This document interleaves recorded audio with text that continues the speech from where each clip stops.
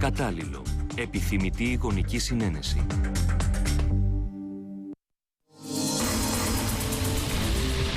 Eerie castles and jagged mountains make Romania the perfect setting for vampire tales.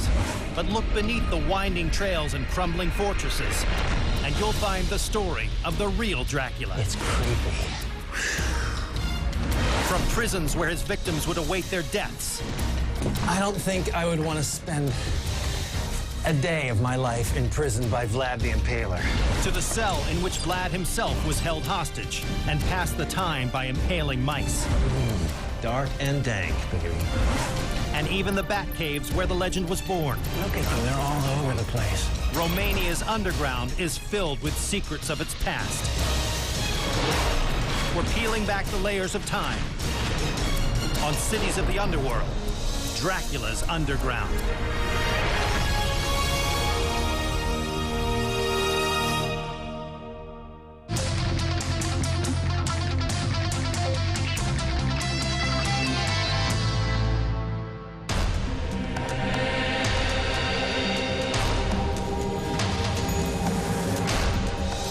Romania is the largest country in southeastern Europe. It's a country with a long and bloody past.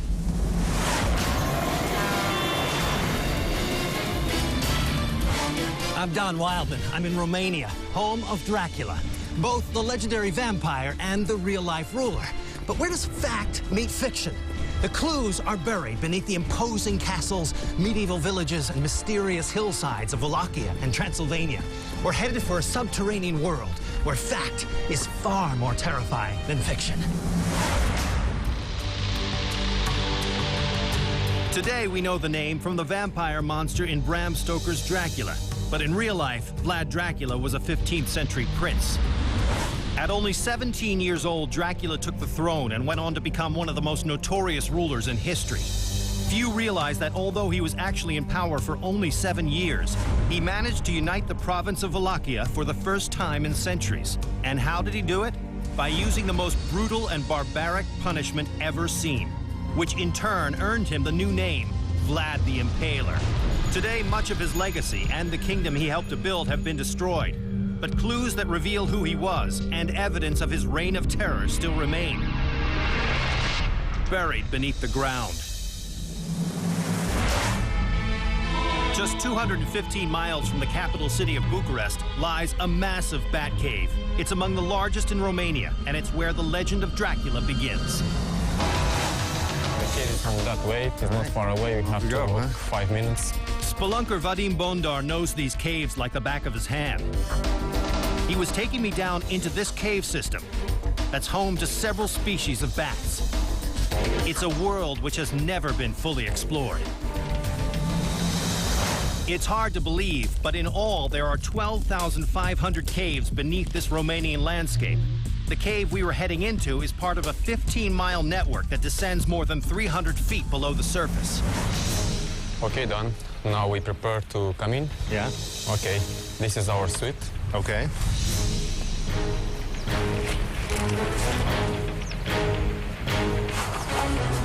Yeah, it's okay. We have comfortable here. All right. Let's go. Okay, let's go. Okay, this is the gate. Reservation here. The lamp, please. Down into this cave.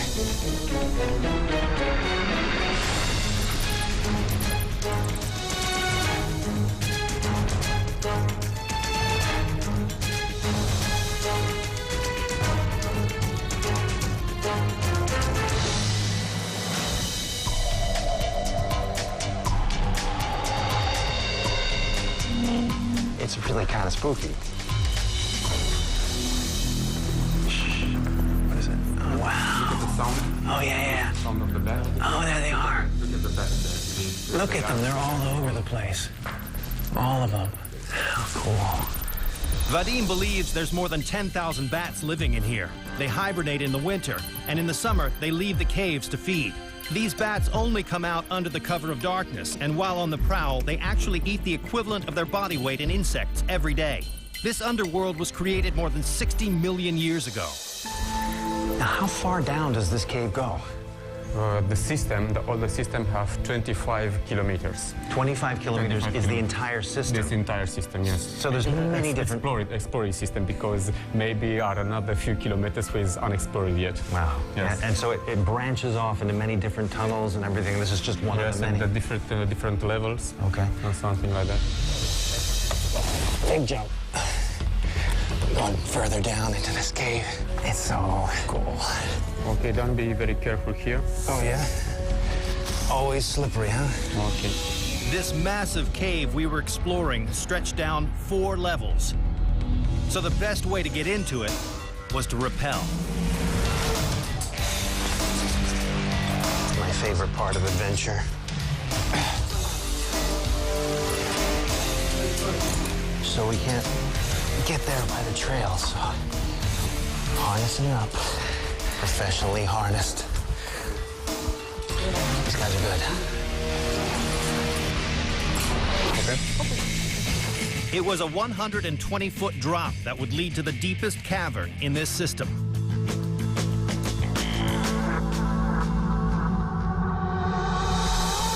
You have another 15 meters. This is the last level of that cave. Man, this is beautiful. Wow. Listen to the echo. Hello! Jesus, this place is big.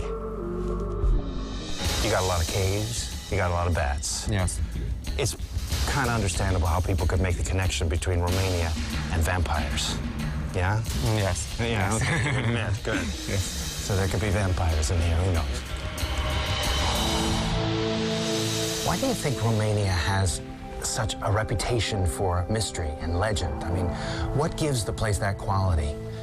In my opinion, the first reason is the Dracula. Right, from the book. The book, yes. The book was written by Bram Stoker in 1897, over 400 years after Vlad Dracula died. And the setting for the book's famous Nosferatu is modern-day Romania, the landscape of which is filled with caves like the one I was exploring. So who was this real-life prince who in 7 short years left behind a legacy of terror? His story begins in 1431, when Vlad was born. It was the 15th century, an incredibly tumultuous and brutal time in the region. Dracula got his name from his father, who was a member of an elite society called the Order of the Dragon. It was an elusive fraternity founded by the Holy Roman Emperor in 1408.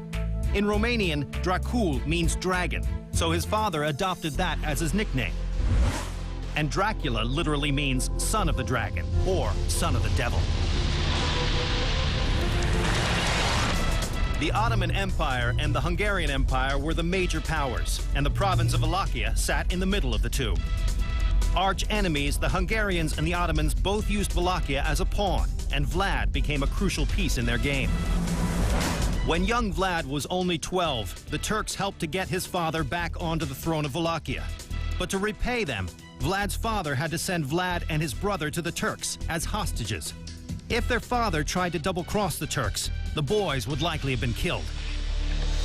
But the Hungarians were circling Wallachia, just waiting to attack. And to make matters worse, Vlad's father was hated by those he ruled. So in 1447, his subjects joined with the Hungarians and went in for the kill. Dracula's oldest brother was buried alive, and his father was assassinated by his own people. After his father's death, the Turks released Vlad with their own agenda. They appointed him officer of a Turkish army to help him avenge his father's murder and claim the throne. Just 17 years old, what Vlad Dracula was about to do is far more terrifying than fiction.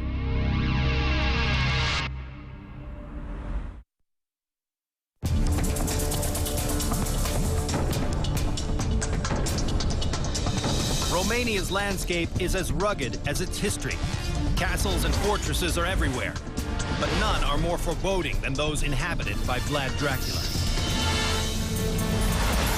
In the 15th century, Wallachia's relationship with its neighbors, the Ottoman Empire and Hungary, was volatile. Alliances constantly shifted with the wind, and the backstabbing continued even while Vlad was in power. He returned to Wallachia in 1447. His reign of terror soon began, and for the next 30 years, the Wallachian throne changed hands several times. While the myth of Count Dracula is frightening, the story of the real man is downright terrifying. And it all started in Trgovista. Prince Vlad Dracula returned home, his father assassinated, and his brother buried alive. He was surrounded by enemies, Ottomans in the south, the Hungarians in the west, and always assassins operated from within. To defend his title, he fortified his capital, Trgovista, against attack, and plotted a revenge so bloody, so gruesome, that it would one day earn the young prince a new title, Vlad the Impaler. At the time, Trgovista was the capital of Wallachia, which is now part of modern-day Romania, and was the site of Vlad Dracula's family fortress. Parts of the castle at Trgovista still exist today. It's just a shell of what it once was. But what happened here would cement Dracula's grim legacy. And today, the evidence is 30 feet beneath the castle. Petru Virgil Diaconescu is an underground expert who could take me down into Vlad's secret world, and Ramona Niakshu came along to translate. Hi. We started at one of the most intact parts of the fortress, the tower. So this is Vlad's tower, huh? Yes. Man, it's beautiful. Before we went underground, Okay, we can climb if you wish. we needed to go up. Oh, yeah. Wow. Wow, this is it, huh? This is where Vlad Tepes stood, looking over his lands of Wallachia. Wow, amazing. In 1462, 15 years after his return to Wallachia, alliances had changed again, and Vlad was against the Turks. The Turks counterattacked, entering Wallachia with an army 3 times as large as Vlad's. He retreated to Trgovista, leaving a path of destruction in his own homeland. He burned his own villages and poisoned his own wells along the way, so that the advancing armies would have nothing to eat or drink. But the worst was yet to come.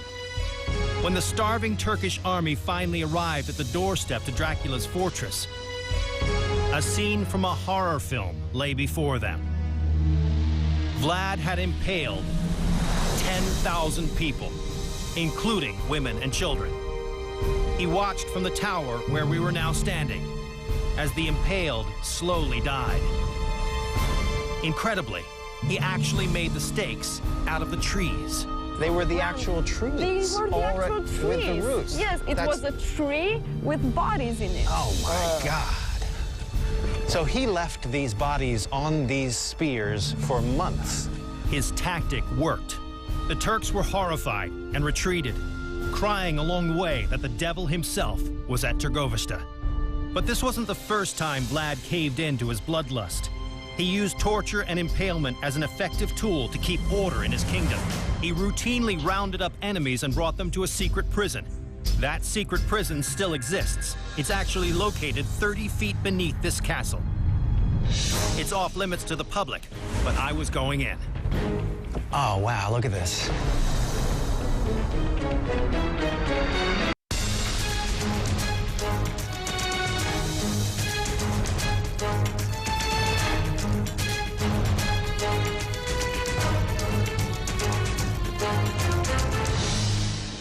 So this is the actual Yes. prison cell for his This prisoners. is the prison cell, yes. Here were held until they were convicted. I see. But here we have 2 rooms, two This one and identical another? rooms, yes. From here we are entering another room.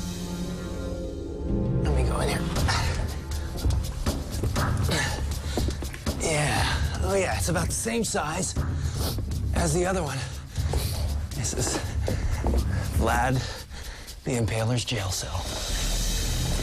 I don't think I would want to spend a day of my life in prison by Vlad the Impaler. Yeah, not a lot of room, but here it is. This is the original walls, right? Yeah, Original foundation. this is the original foundation. We are standing beneath the palace. We are underneath the palace Underneath here. the palace. The room I was in is thought to be one of the prison cells beneath Trgovista. It was part of a massive underground complex of dark dungeons and elaborate torture rooms. And 30 feet above this complex would have been Trgovista Castle itself.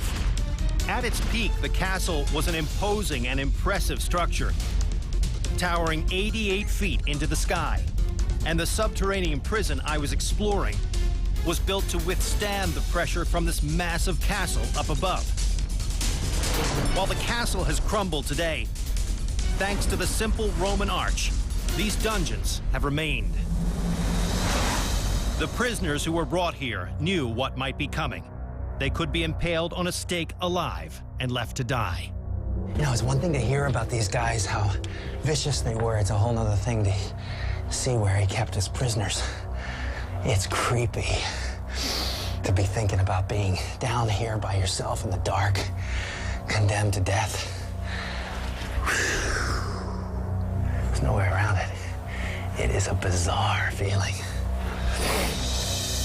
These dungeons hidden deep below the castle were strictly off limits to anyone except Vlad and the few he trusted. In fact, most had no idea these rooms even existed. Vlad didn't want any of the prisoners' relatives or friends to know where the dungeons were in order to prevent rescue attempts. Prince Vlad kept the prisoners here until their trials were over. He was the judge at these trials, and for those who were found guilty, the end result was often impalement. They were held here for 2 or 3 days until the judgment was pronounced by the prince. Okay. And during this time they were interrogated and... I have a feeling he didn't find many people innocent. We don't know that. We don't have many documents that say Vlad Țepeș was an unfair man. He was a very just man. You could be in prison down here for anything from lying to stealing to infidelity. Vlad's goal was to keep a tight grip on order in his kingdom, and it worked. During his reign, crime and corruption were wiped out. That's why even today, many Romanians remember Vlad as a hero and not a murderous madman. Vlad punished these crimes by cutting off limbs, skinning, boiling, or roasting people alive. But impalement was his method of choice, and it was a slow death that could last days. The stake was usually oiled, and Vlad made sure the point wasn't too sharp, so the victim wouldn't die immediately. The stake was inserted into the victim, and their own weight would slowly send the stake through their body. But Vlad's victims didn't always know they were about to meet their deaths. He once invited the sick and poor to Târgovăște for dinner. He then locked the doors of the hall and set the room on fire, essentially eradicating poverty in Wallachia at this very castle. But this underground prison was just the first of many strongholds Dracula built, both above ground and below. In 1457, Dracula built another fortress 40 miles northeast, even more imposing than the first. It was called Pânare Fortress, and it was the next stop in Dracula's blood-soaked underworld. Oh, wow. Look at that. He was a guy who took it to extremes. Look at that. Right there on the hill. Amazing. It's a 1,500-step climb up the steep hillside just to get to the entrance. Oh, my God. Look at this. Oh, he could rule, he could command, he could do everything from up here, man. On both sides. It's amazing. The Argeș River and the valley, and if any Turks come up that valley, man, you know it. My guides, Adrian Sandu and Cătălin Stoian, were waiting for me at the end of my ascent. That's quite a climb. Yes. How you doing? Fine, thank you. And you? Thank you. Hello. Welcome to Pânare. Thank you. It's incredible. After years of earthquakes, Pânare is now in ruins. But in the 15th century, it was a formidable structure. When he came to power at Târgovăște, Vlad's first order of business was to avenge the death of his father and older brother. But it would take over a decade to carry out his master plan. One Easter Sunday, Vlad served a feast to his own subjects, some of which had helped to murder his family. He then impaled the old and weak. Vlad ordered the able-bodied men to march 40 miles from Târgovăște to Pânare and forced them into labor to expand his fortress. In the end, after months of slave labor, no one survived. Many of the nobles were literally worked to death, and those left breathing were impaled. What is this? Oh, man. This was the dungeon. The dungeon? Of the fortress, yes. Okay. Part of what Vlad's captives built is a dungeon 12 feet beneath the surface. Usually it's off limits, but I was given special access down.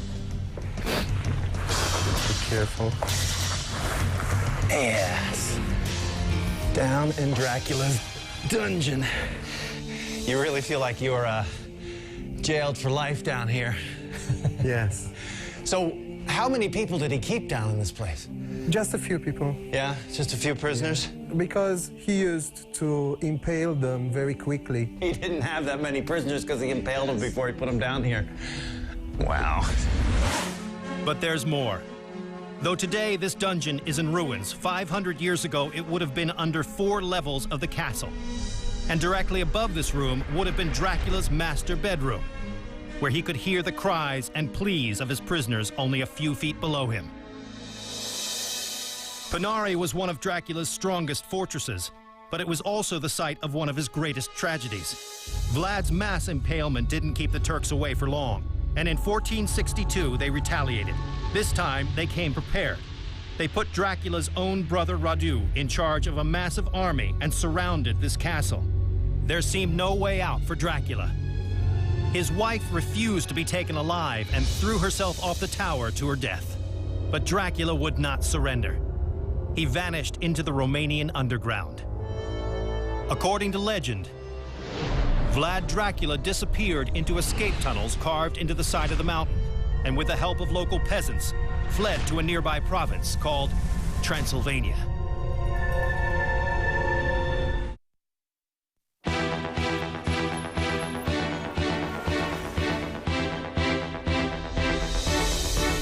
In 1462, the Turks, led by Vlad's brother Radu, took control of Wallachia.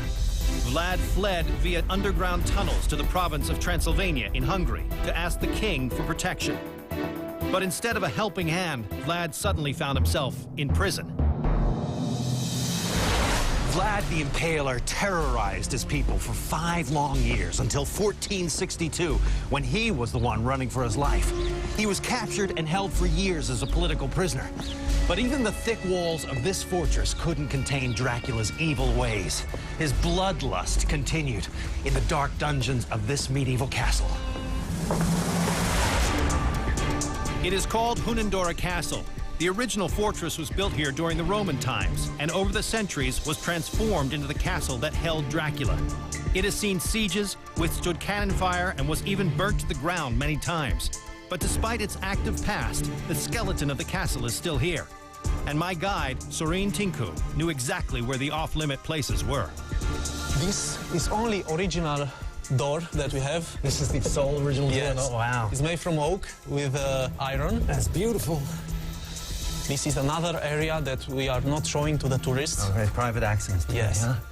What you can see in here is the wall from 14th century. I was getting special access into the 14th century fortress believed to have held the man behind the myth between his 2nd and 3rd reigns. But 7 centuries ago, this castle would have looked much different. The old fortress had only a single tower and was built on a solid bedrock foundation with stones gathered from nearby mountains. But in the 15th century, it began the transformation into both stronghold and palace. With tensions still high with the Turks, it needed to be safe, but it also needed to be a castle fit for a king. In 1441, the Hungarian king added 7 towers. He also added grand halls, guest rooms, and a chapel. The unique engineering combined late Gothic styles with early Renaissance, making this castle an architectural marvel. But that's not all. By building a castle on top of an existing fort, he created an interior and an underground. Sorin led me to these restricted passages deep below the castle. Hey, look at that.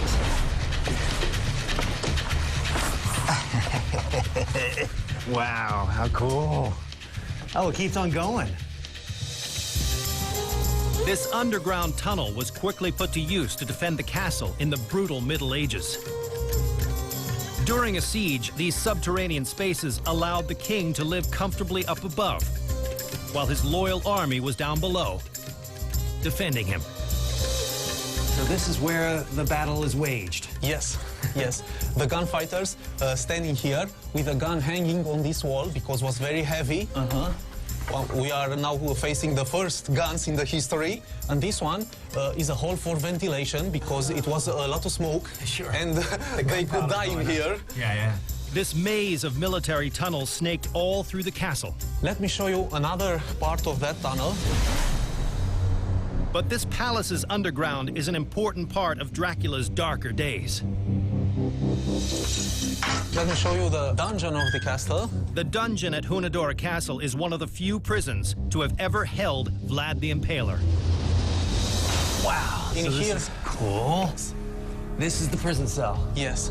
Jesus, these were not nice places to be. Dark and dank, baby. I'm pretty cold. Wow. You just don't want to be held prisoner in a place like this. You know for sure. This prison cell was small and made of stone. There was no heat, and during the cold Transylvanian winters, the temperature could fall well below freezing. Vlad ended up in here as a result of the constant power struggle in the region. His brother Radu, who held the throne in Wallachia, was allied with the Turks, and Vlad's imprisonment secured Radu's place of power. Much like when he was a child, Vlad was still a valuable pawn. So when he came to the Hungarian king for help, he was imprisoned.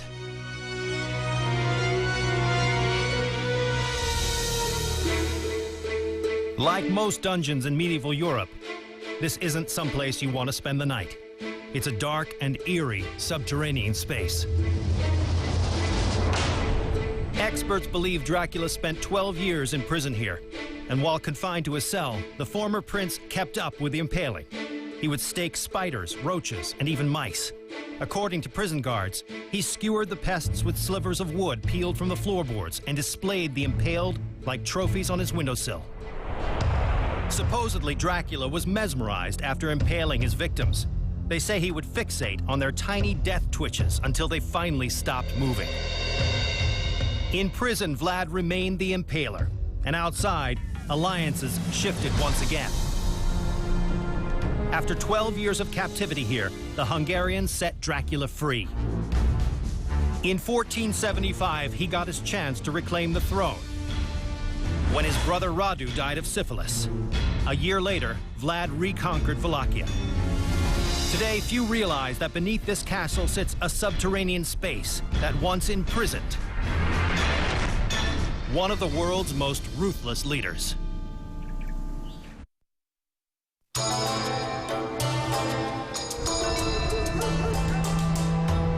Vlad's reign of terror wasn't the only treacherous period in Romania. During World War II, Romania found itself making and betraying alliances once again. In 1940, Romania joined sides with the Axis powers, supplying the Axis with oil, grain, and other industrial products to fuel the war machine. Because of this, Romania became a main target of the Allied forces. By 1944, Romania switched sides, and then it was the Luftwaffe targeting Romanian soil. But regardless of alliances, during World War II, bombs were a constant threat. The Romanians needed someplace safe to hide, and that place was underground.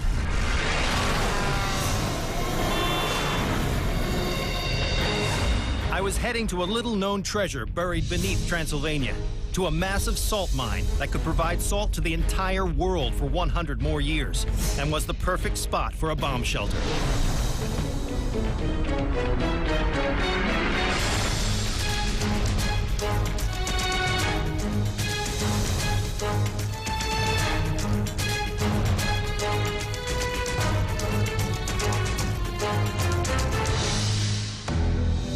This is a long and mysterious passageway, isn't it? Yes, it is. My guide, Don Mera, knew the salt mine story better than anyone and could easily navigate these immense dark tunnels. How long is this? 526 meters we will pass through this tunnel, and then we will enter the salt mine. So 1,500 feet, this is the... Yes, it And is. how far below the ground are we? About, right now we are about 5 meters, and then we will be 10, 15, and So most we're going- about 50 meters. 50 meters down. This mine is among the largest in Europe, covering almost 54,000 square feet. That's more than an acre. And it's among the oldest and most important in Transylvania. The color is surprising of this. I mean, it's quite... Yes, actually the walls are black. Natural color of salt is white, and massive salt is translucent. But in the Second World War, the salt mine was used as a shelter. Huh. And that is why the walls are black. They made fire here to get warm and to prepare food.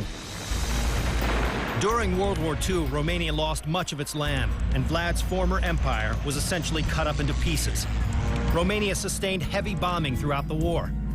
thousands sought refuge in the empty salt mines like this one throughout the country. This empty cavity in particular was the perfect bunker. It was 150 feet below the surface and could sustain massive bombings. And its arch-supported ceilings ensured the shock waves from bombs couldn't destroy it. When the war was over and people moved back to the surface, Romania was under communist rule. The Iron Curtain wouldn't be lifted until 1989. But the history of this salt mine goes back much further than World War II. In fact, this natural salt deposit is 13.5 million years old. So you're saying this solid wall is all salt? Yes, it is all salt. It's tasted. You can taste it. I'll take that It little is- piece there. That's salt. Yes, it is. How much salt is down here still? There's about 38 billion tons of salt. 38 billion tons of salt. Yes. Still remaining in these mines. Yes, exactly. I can't even conceive of how much that really is. On this site in the 2nd century, the Romans began mining this precious commodity, a process that would continue to be done here by hand until the 20th century.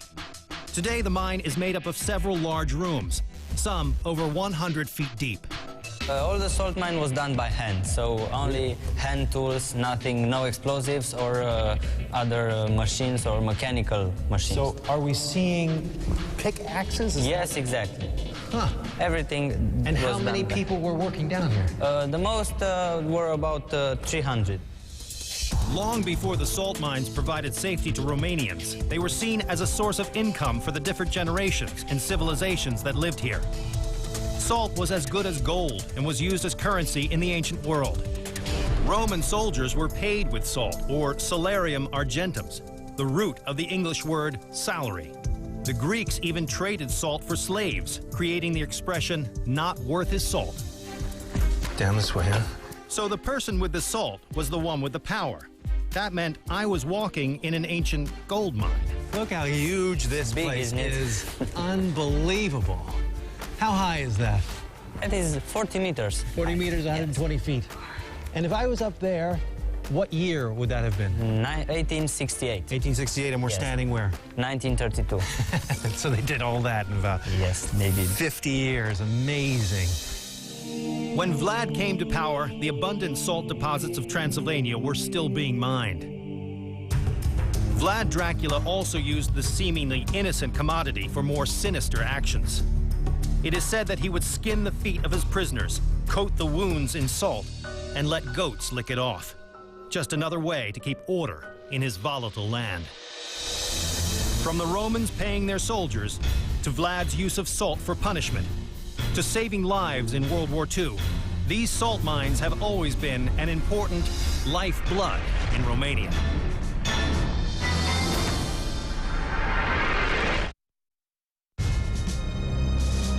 Vlad Dracula ruled the province of Wallachia 3 separate times for a total of nearly 7 years. But it's what he left below the ground that's most impressive. Over the years, Vlad had gained himself many enemies, but some of his greatest enemies were members of his own family. At the time, there was no clear plan for succession of the throne, which meant that all princes within the dynasty had the right to rule. So brother fought brother for power. During the height of his second reign, Vlad built a new palace on the outskirts of the province. It was a fortress that would solidify his power.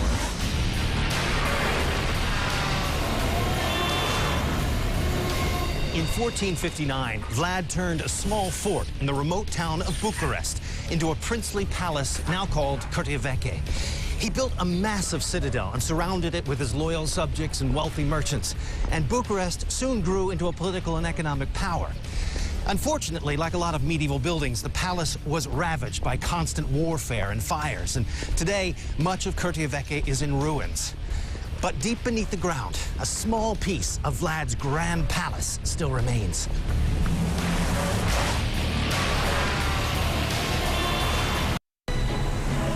Vlad Dracula built Curtea Veche at the height of his power. But just a few short years later, his final reign would come to an end. But not even his death could bring an end to his legacy. Ask any Romanian where Vlad the Impaler is buried, and they'll tell you about a darkened church on a remote island, accessible only by boat. But like his life, Vlad's death is shrouded in mystery. Some say his skeletal remains were stolen. Others say he's buried near his treasure of gold or in a tunnel that runs beneath the lake. Whatever the case, Vlad seems to have eluded his fate once again by going underground. In ancient myths, souls often have to cross a body of water to reach the afterlife, the underworld.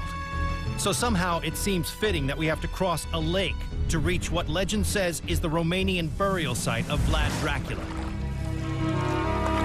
Approaching it, you wouldn't think that this deserted-looking island could be just 25 miles north of Bucharest. Snagov Island is so secluded, it's easy to imagine Vlad Dracula wanting to spend eternity here. But much of his medieval island retreat has crumbled with time. Dana Matache is a guide trying to get to the bottom of Vlad's legend. She agreed to take me to see the real-life Dracula. That is really something. Oh, yeah? Yeah. It was built by Dracula by his order. This Yes, well here? This one here. Yes. So it is from 15th century, middle of the 15th century. Oh, yeah, there's water down here. There is, and it's very good. First of all, Dracula built a prison, and with the prisoners, he built this fountain. I see. Really, they dug with their hands. During the construction of this well, Dracula is rumored to have placed a bag of gold next to it as a symbol of his power. He claimed that as long as he lived, no one would touch the gold, and he was right. Legend says the gold remained there until the day he died. But the gold isn't here anymore. He Somebody died, took it. unfortunately. He's no more living, that's true. Yeah. But there's one structure on the island that has lasted through the years, an 11th century church, Vlad's chosen burial site.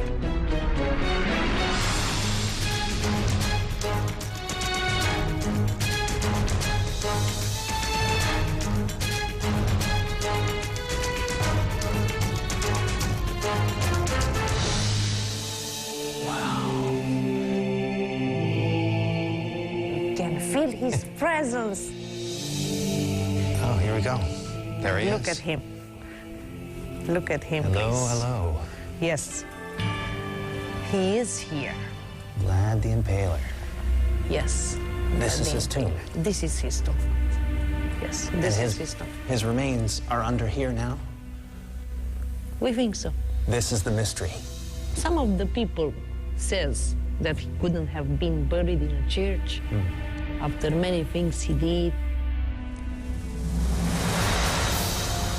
Just about every aspect of Vlad Dracula's death and burial remains a mystery. Most sources say that he was finally killed in battle and beheaded by the Turks in 1476. The Turkish version ends with Vlad's head displayed on a stake in Istanbul as visible proof of Vlad the Impaler's demise. But those who revere his legacy say that his friends buried his head on Athos Mountain in modern-day Greece. So why not put these rumors to rest? In 1935, a group of archaeologists tried to do just that. But what they found buried beneath the site where I was standing brought more questions than answers. They discovered some rich growth, very fitted for a prince. They discovered a special ring with the coat of arms of Dracula. But Vlad's bones were never found. Much like the many myths inspired by Bram Stoker's vampire Count Dracula, many mysteries surround the fate of the real-life Vlad the Impaler.